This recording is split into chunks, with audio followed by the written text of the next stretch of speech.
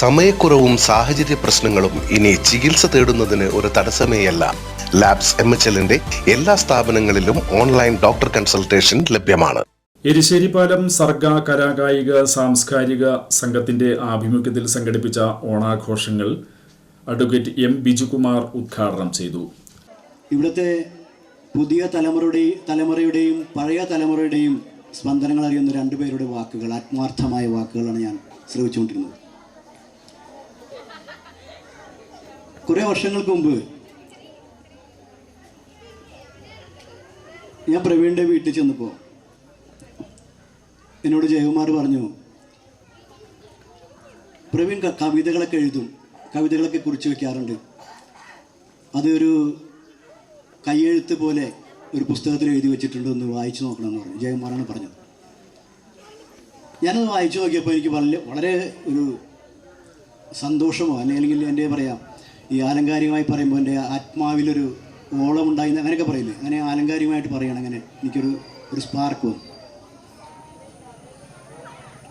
പിറ്റേന്ന് എനിക്കറിയാവുന്ന പെട്ടെന്ന് നമുക്ക് സംവദിക്കാൻ കഴിയുന്ന ബക്കർ മാഷോട് ഞാൻ ഇക്കാര്യം പറഞ്ഞു. മാഷ് ഇങ്ങനെ ഒരു യുവ കവിയുണ്ട്, ആ കവിത ഒന്ന് മാഷ് വായിച്ചു നോക്കണം.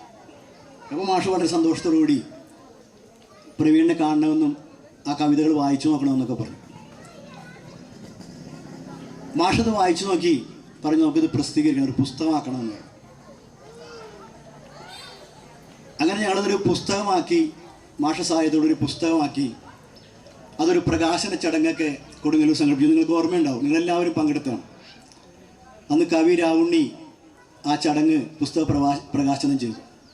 ചടങ്ങിൽ പ്രവീൺ മോഹൻ അധ്യക്ഷത വഹിച്ചു. നിങ്ങളൊരു കാര്യം ആലോചിച്ചു, 10-15 വർഷം മുമ്പ് എൻ്റെ അച്ഛൻ ഗൾഫിലായിരുന്നു. ഗൾഫിലായ സമയത്ത് അമ്മ എയർമേൽ ഇല്ലെങ്കിൽ കത്തെഴുതി വിടും അച്ഛന്. 2 ആഴ്ച കഴിഞ്ഞ് 3 ആഴ്ച കഴിഞ്ഞ് അവിടെ എത്തുള്ളൂ. തിരിച്ച് 3 ആഴ്ച കഴിഞ്ഞ് ഇവിടേക്ക് റിപ്ലൈ വരുള്ളൂ. ഇന്നെന്താണ്?